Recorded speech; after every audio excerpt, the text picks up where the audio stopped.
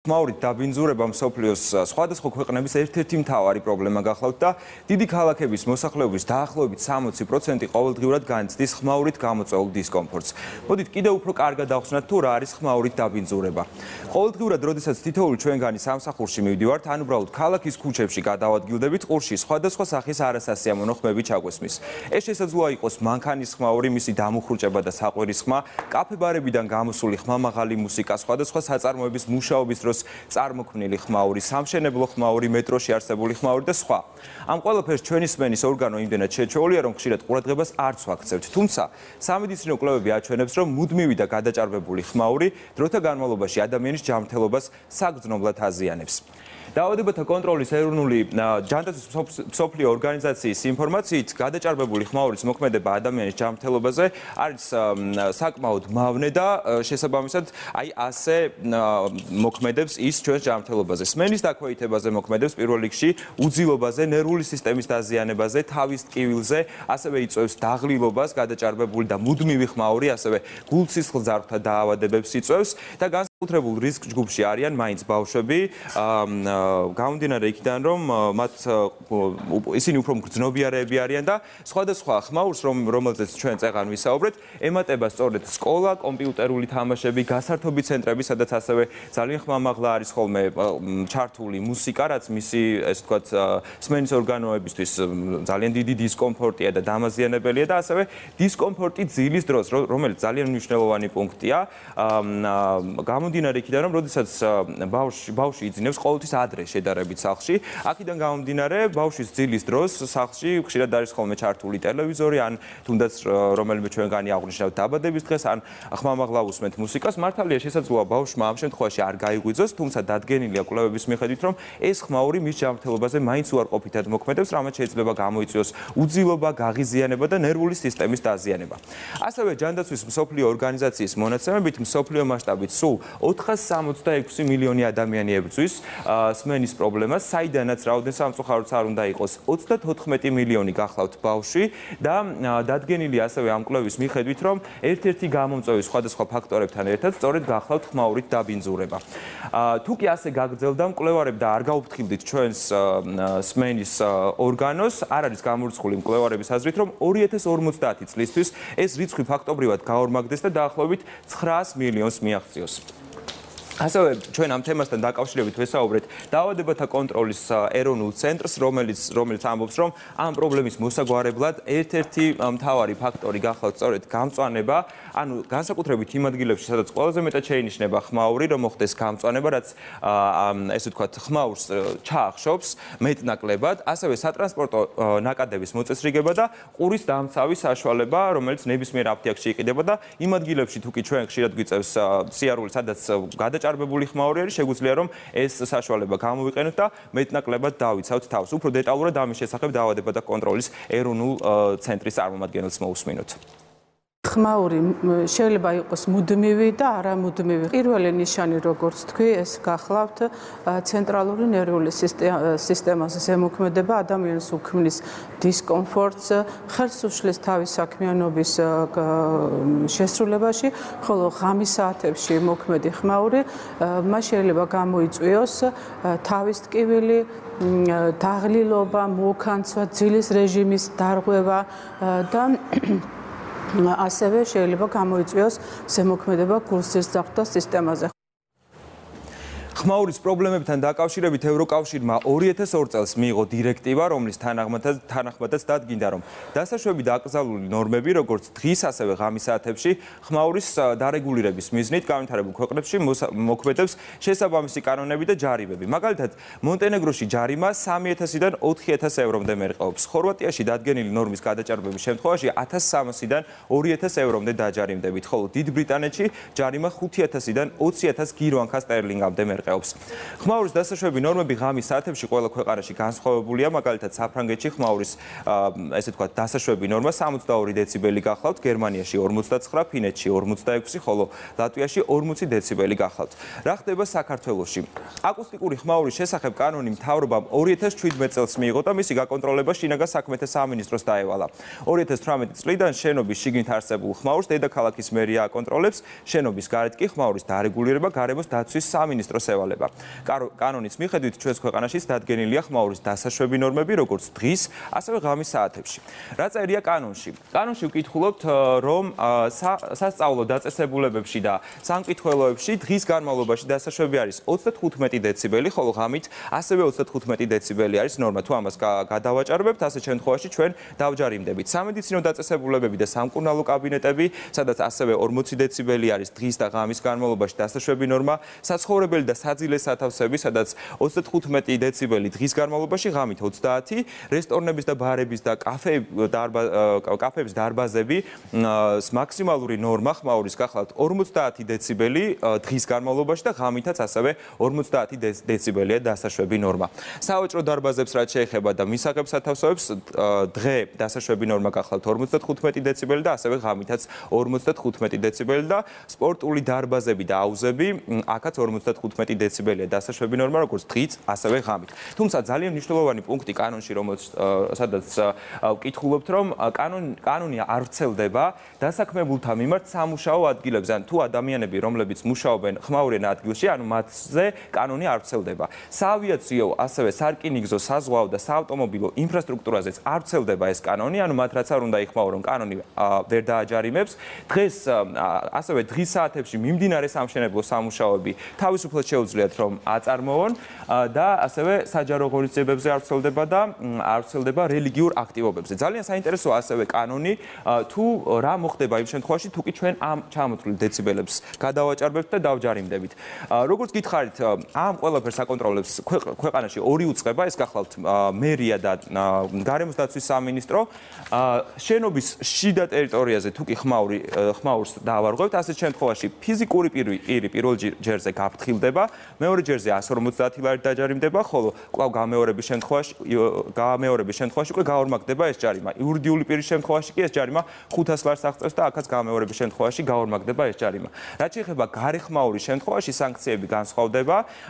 ამას უკვე გარემოს დაცვის სამინისტროში შესაბამისი სამსახურები აკონტროლებენ და ფიზიკური პირის შემთხვევაშიც და იურიდიული პირის შემთხვევაშიც ჯარიმა 500-დან 1000 ლარამდე მერყეობს და გამეორების შემთხვევაშიც აქაც ორმაგდება ჯარიმა. თუმცა აღსანიშნავია ის ფაქტი, რომ გარემოს დაცვის სამინისტროში და გარეთ ეს ვთქვათ და დარღვეული ხმაურის შემთხვევაში გაფრთხილებას არ მივიღებთ, არამედ პირდაპირ დავჯარიმდებით. ჩვენ ორივე უწყებას ვესაუბრეთ და თუ როგორია სტატისტიკური მონაცემები ბოლო 1 წლის, როდესაც მათ ჩაიბარეს აღნიშნული კანონის დარეგულირება და გაკონტროლება ქვეყანაში ხმაურის, მოусმინოთ მათ და გავიგოთ კომენტარის მეშვეობით.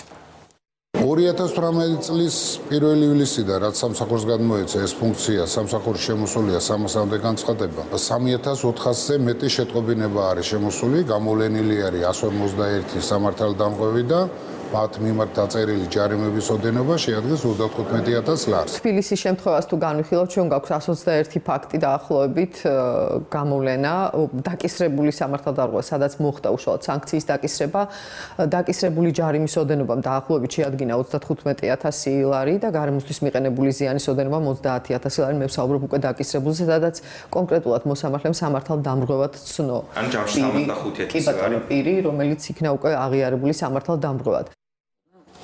სანამ ექსპერიმენტს ვნახავთ, მანამდე მე მინდა მაყურებელს კიდევ უფრო კარგად დაუსვნა ეს დეციბელები რა არის. დეციბელები ეს არის ხმაურის საზომის საშუალება და რომელ დეციბელის შემთხვევაში რამდენად სახიფათოა გარემო ჩვენ ჯანმრთელობისთვის, ახლა უკეთესად გაგაცნობთ. 30 დეციბელი თუ ფიქსირდება, ანუ ეს ხმაური ჩვენთვის უსაფრთხო არის. 30-დან 40 დეციბელამდე ნეგატიური ზემოქმედება მაინც მინიმალური არის. 40-დან 55 დეციბელის შემთხვევაში ჯანმრთელობაზე უკვე უარყოფითად მოქმედებს. ყველაზე მოწყვეტი ჯგუფებია ბავშვები, აქაც და ქრონიკული დაავადების მქონე პირები. 55 დეციბელზე ზევით უკვე ან ჯანმრთელობისთვის ძალიან სახიფათოა, იწვევს ძილის დარღვევებს, სმენის პრობლემებს, გაღიზიანებას, გულსისხლძარღვთა დაავადებებს და სხვა. ახლა კი ვნახოთ ექსპერიმენტი, რომელიც ჩვენ დედაქალაქის რამდენიმე ადგილზე ჩავატარეთ, ჩვენ სპეციალური აპლიკაციით გავზომეთ ქალაქში ხმაურის დონე და ვნახოთ თუ რა შედეგები მივიღეთ.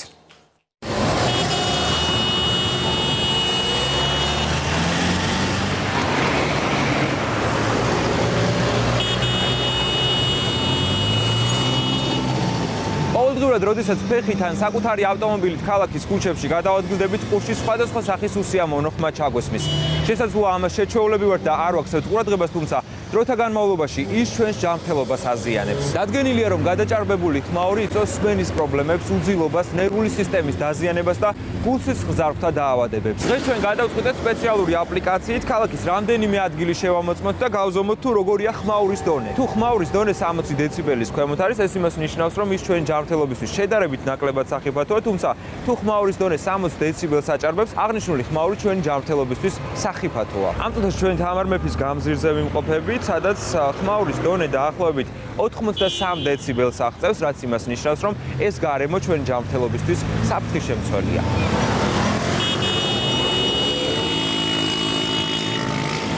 ჩვენი შემდეგი ექსპერიმენტი მეტროში გრძელდება და ვნახოთ თუ როგორია ხმაურის დონე.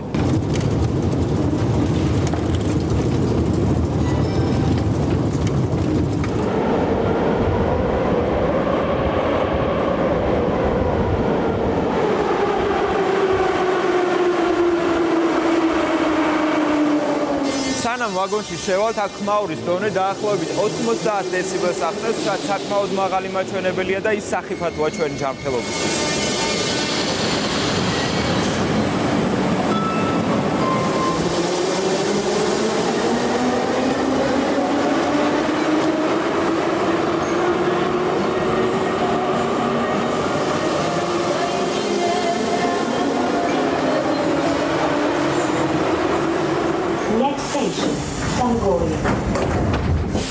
ხმაურის კიდევ უფრო მაღალი მაჩვენებელი მეტროთი მგზავრობის დროს ფიქსირდება.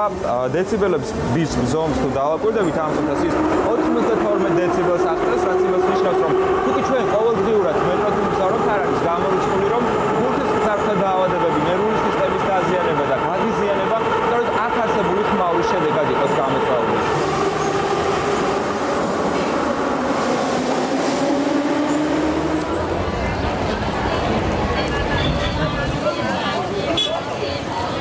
ჩვენ ახლა ვიმყოფებით ერთ-ერთი სავაჭრო ობიექტის ტერიტორიაზე, სადაც ხმაურის დონე დაახლოებით 70-დან 80 დეციბელამდე მერყეობს. ეს ხმაური როგორც ჩვენთვის, ასევე აქ მომუშავე პერსონალისთვის საფრთხის შემცველი გახავს.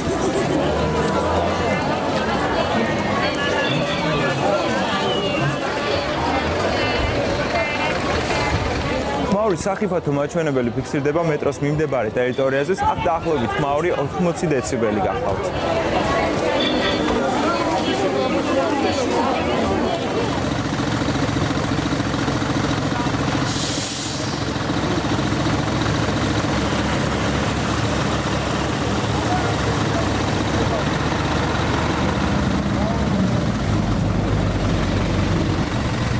ჩვენ ტრანსპორტის საშუალება და ავტობუსს ავირჩევთ, გამოდის, რომ ხმაურისგან დაცულები არც ამ შემთხვევაში არ ვართ.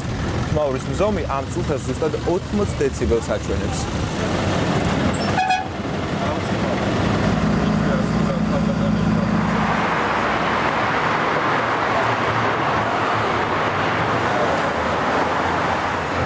ამ აპლიკაციას დაუჯერებთ, რომლის დომილებაც მინიმალურია, გამოდის, რომ დედაქალაქში არსებული ხმაური ჩვენი ჯანმრთელობისთვის სახიფათოა.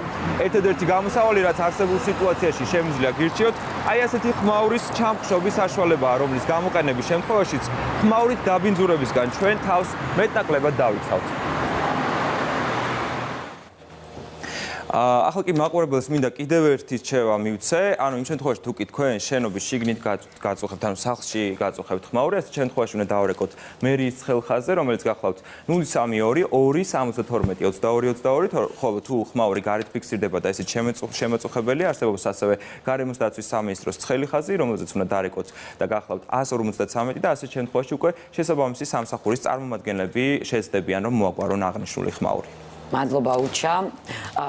უჩა ცოტა შემზარა ერთმა ფაქტმა, რომ ამ წუთისთვის მსოფლიოში 34 მილიონი ბავშვი განიცდის სმენის პრობლემას და როგორც მეცნიერები ამბობენ, დაახლოებით 2050 წლისთვის უკვე გაორმაგდება ეს ციფრი და მსოფლიოში 90 მილიონი ბავშვი იქნება, რომელსაც სმენის პრობლემაც ექნება. პრინციპში მე ძალიან ხშირად, ბევრი ქვეყანა არ მომივლია, ნამდვილად მიმოგზაურია და ხშირად მიოცნებია, რომ ნეტავ ჩემ შვიდ თბილისში ჩამაგდო რამდენიმე წამით, ალბათ არსებობს ქალაქები, ვინც ნიუ-იორკ ნიუ-იორკში ხართ ნამყოფი მაგალითად ნიუ-იორკი ითვლება ალბათ დედამიწის დედაქალაქად იქ ისეთი ხმაურია რომ გაძლება ძალიან რთულია თუმცა ალბათ მაინც ჯობია რომ კანონი ახსრულდეს და ჩვენ ნებისმიერი გამოძახების შემთხვევაში ან დაჯარიმდეს რთულია იმიტომ რომ ეს ხო გლობალური პრობლემაა სხვადასხვა ქვეყნებში ყველგან არის ეს პრობლემა ანუ მხოლოდ კანონით ამის დარეგულირება საკმაოდ რთულია ამიტომ თითოეულმა ჩვენგანმაც უნდა ვიფიქროთ იმაზე რომ როდესაც რაღაცას ვაკეთებთ თუნდაც სარემონტო სამუშაოები ან აივანზე რაღაცა სამუშაოები გვაქვს ძალიან ბევრჯერ მომიწია გამომეძახა მაგალითად საპატრულო ეკიპაჟი ზუსტად იმიტომ რომ ღამის 2 საათზე მაგალითად ჩემს სახლთან მშენებლობამ გადაწყვეტა რომ